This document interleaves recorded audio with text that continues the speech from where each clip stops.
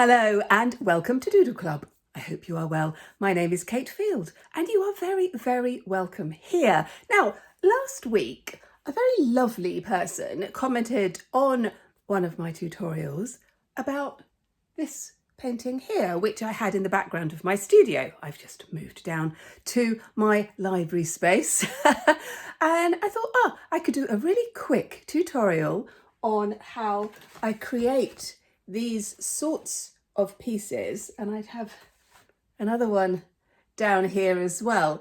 They look quite complicated, but to be honest, they're really not. So, but welcome if you are new. I release art tutorials every Monday and Friday and a little podcast on a Wednesday. Now this one is going to be a little shorter than normal because I am off to Italy on Wednesday to celebrate the second stage of my daughter's wedding. We're off to Florence for the blessing and it's going to be glorious, and I will bore you all with photos on the Facebook group later. Anyway, enough of this, let's go.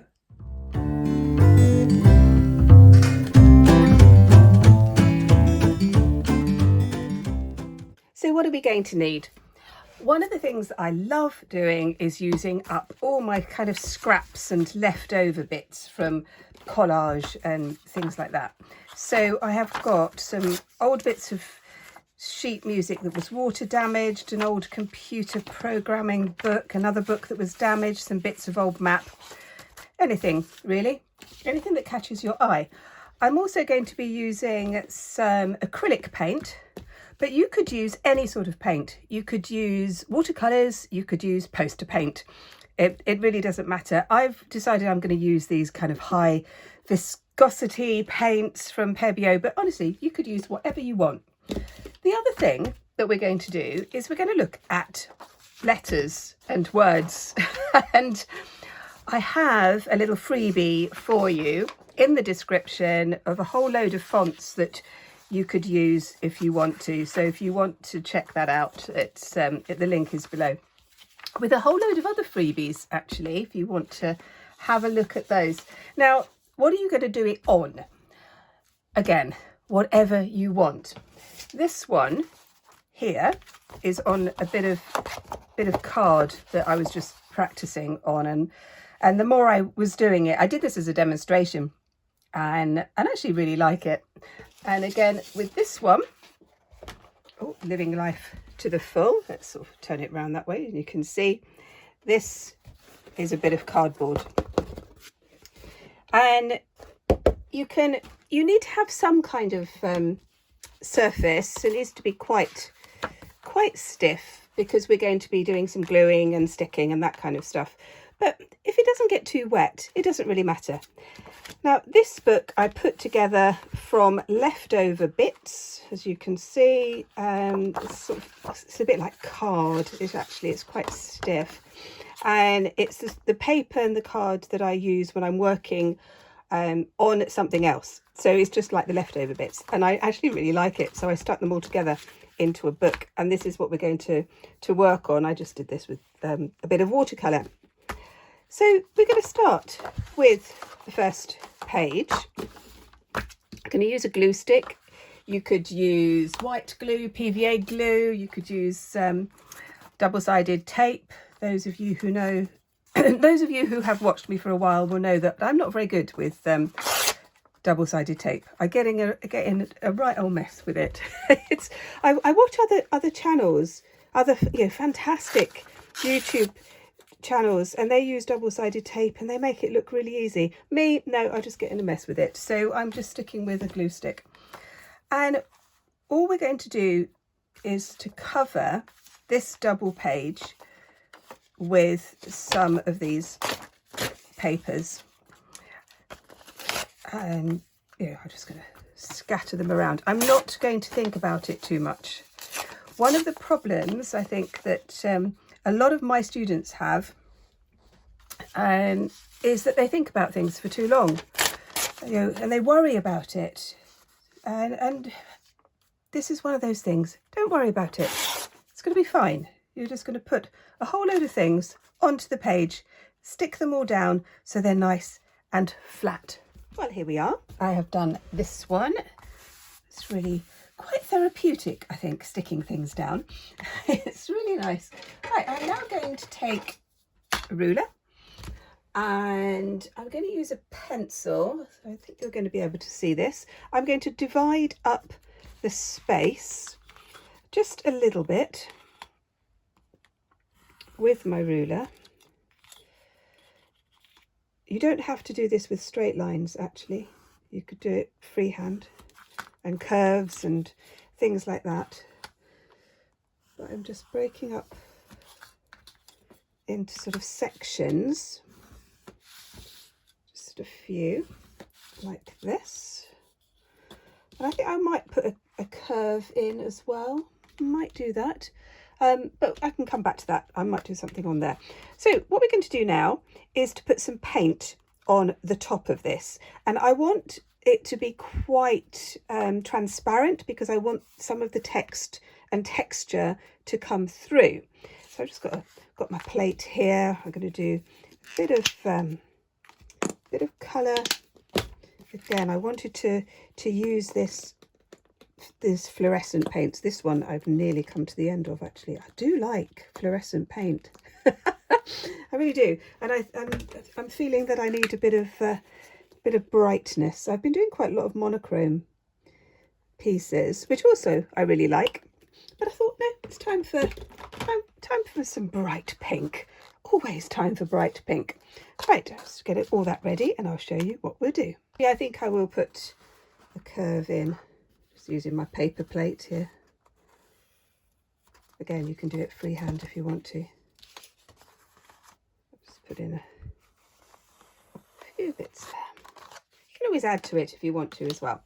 Okay, I'm going to use a soft brush. I've got a rag, I've got a pot of water. My brush is going to be damp, not soaking wet. And I'm going to start off with the yellow mixed with a little bit of white. And we're just going to start to paint into some of these spaces. And when I do this sort of exercise with my students, it's a really good way to get them to understand colour theory, which I do. I tend to teach art theory by stealth, so they don't actually know what they're doing. For those of you who are new to my channel, I have been an art teacher in schools and colleges for nearly 30 years, actually. So I'm now retired a bit. I'm kind of a bit retired. And so I do art classes now near to where I live, and these lovely ones online, which have taken off recently. So you might be new. You're very welcome. Very, very welcome. There's lots and lots of freebies in the description if you want to check those out. And I've written a couple of books as well. You might like to have a look at those. Now, one of the things that I have been doing is Walking the Quiet Path, which is a series. And I know that some of you have been doing the most amazing things because you're posting them onto the Facebook group, which is fabulous. Absolutely love that. Right, I'm just going to move this. I'm going to mix a little bit of the yellow and the pink. Let's make sure I've got that in there. Yeah, so Walking the Quiet Path is based on my book, The Quiet Path, and it's 30 days of creative reflection and creative practice, and the first 22, I think, are now released for everybody. So you might like to check that out, depending on when you're watching this. So we are in the beginning of September. I'd love to know your thoughts. Always read your comments. Comments are fabulous. Oh my goodness, this community is so lovely. So you can see I'm just putting in these colours in the spaces. And this is why, you could use watercolour, because I want this to be translucent so you can see the text below. So a little bit of water, a little bit of paint just gives me that enough stain that because that's exactly what it's like, really. So you could use ink. You could use some of that distressed stuff, whatever you have. I'm a firm believer in using what you have and not spending tons of money on things that you don't actually need. It's always lovely to get new things. I am quite it's quite dangerous, isn't it, going to an art shop? I have to limit myself. Think, no, move away, I don't need that. And I am very lucky in that lots of people give me things, because I'm quite well known here where I live in the West Country of England.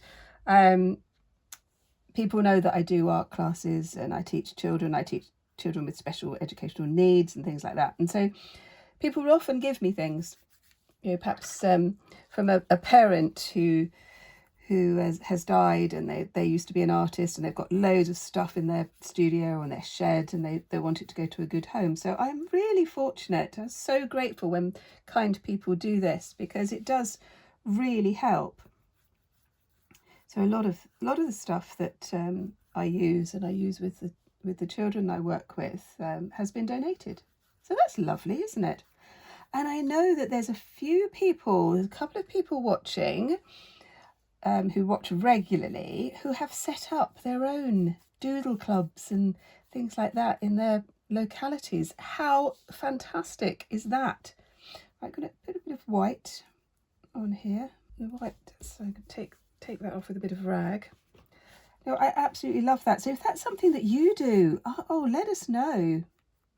If you want to join the Facebook groups, there's two Facebook groups. There's Friday Art and Doodle Club, which is the general one, where we just post what we're doing and support each other. There's absolute newbies and beginners. There's people who've done art all their lives, or there's people there, and there are people who've done bits and pieces, and it's just lovely. It's a very, very supportive group. You're very welcome to come and join us over there. And then there's Open Studio, which is again completely free to join, and it's for people who are doing some of my courses. So you might be doing Walking the Quiet Path or Nature's Brushstrokes, one of those, or Successful Artist Bootcamp. That was a course that I released last year. It's now free on YouTube, so you might want to check that one out as well, because that was great fun. That was from a course that I did in real life. And I wrote a book, and so that was good fun. It's aimed for those sorts of people like me who are interested in everything, and because you're interested in everything, quite often nothing actually gets done. So you either start something and then get distracted, or you never actually start because you don't know where to start. So that was why I wrote the book. There we go.